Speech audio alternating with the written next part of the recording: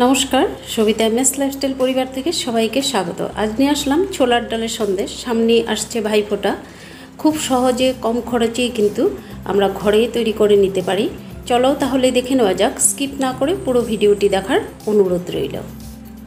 প্রথমে এখানে একটা বাটি নিয়েছি আর এখানে আমি নিয়ে নেব 1.5 কাপ ছোলার ডাল। এখন আমি খুব ভালো করে 3-4 বার ধুয়ে নেব। যে পর্যন্ত সাদা জলটা বের না হয়ে যায় সে পর্যন্তই কিন্তু আমি খুব ভালো করে ধুয়ে নেব। দেখো ধোয়া হয়ে গেছে, একদম পরিষ্কার জল বের হয়ে গেছে। চলে আসলাম ওভেনের কাছে। ধুয়ে রাখা ছোলার ডাল প্রেসার কুকারে দিয়ে দিলাম, দিয়ে এখন ঢাকাটা লাগিয়ে দিলাম। দিয়ে এখন 1 সিটি দেওয়ার পর গ্যাসের ফ্লেম লো টু মিডিয়াম করে দিয়ে 5 থেকে 6টা সিটি দিয়ে নেব। গ্যাসটা বেশ বের হয়ে গেছে প্রেসার কুকারে।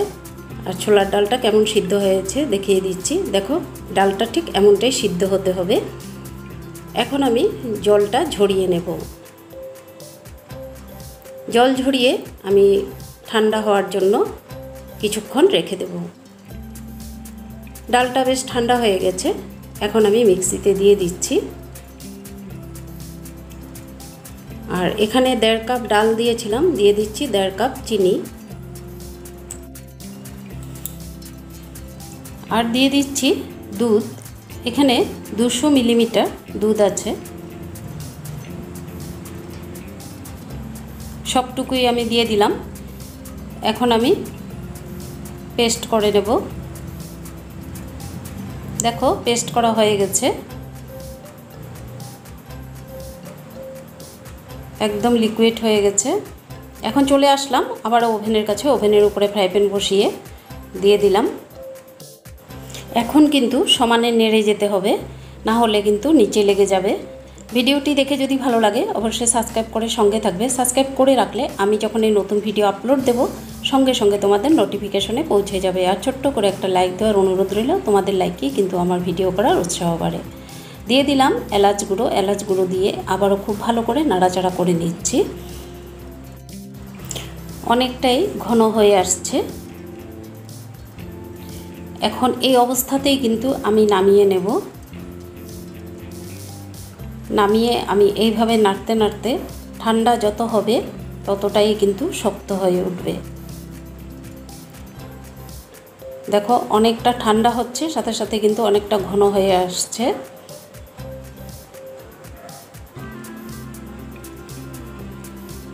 আর একদম ঠান্ডাও হয়ে গেছে, বেশ সুন্দর ডো হয়ে গেছে। এখন এখানে নিয়ে নিচ্ছি সাজ বা ছাপ যেটি বলো।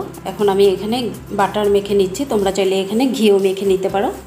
এখন আমি অল্প অল্প নিয়ে এইভাবে সন্দেশগুলো তৈরি করে নেব। এই সাজ বা ছাপা যে দেখছো এটা বাজারের কিনা বা অনলাইনে আনা নয়। আমি কিন্তু এই সাজগুলো নিজেই তৈরি করেছি, তোমরা চাইলে নিজেরাই বাড়িতে তৈরি করে নিতে পারো। আর এইভাবে ছাপ দিয়ে সন্দেশ তৈরি করলে দেখতেও কিন্তু খুবই সুন্দর হয়।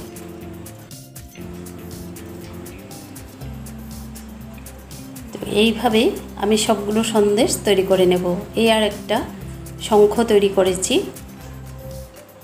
এগুলো সাজ কিন্তু আমি সিমেন্ট দিয়ে তৈরি করেছি।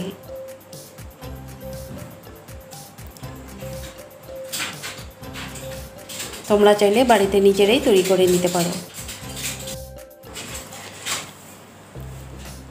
এইভাবেই আমি সবগুলো সন্দেশ তৈরি করে নিলাম। তোমরা অবশ্যই ভাইফোঁটার জন্য এইভাবে তৈরি করে দেখতে পারো। তো সবগুলো তৈরি করা হয়ে গেছে। পুরো ভিডিও জুড়ে সঙ্গে থাকার জন্য অসংখ্য ধন্যবাদ। তো ছোলার ডালের সন্দেশ তৈরি করে নিলাম। কেমন হয়েছে অবশ্যই তোমরা বাড়িতে ট্রাই করে কমেন্ট করতে ভুলবে না। আজকের মতো রাখছি, আবার আসবো নতুন একটি ভিডিওর সঙ্গে। সবাই খুব ভালো থেকো, সুস্থ থেকো। নমস্কার।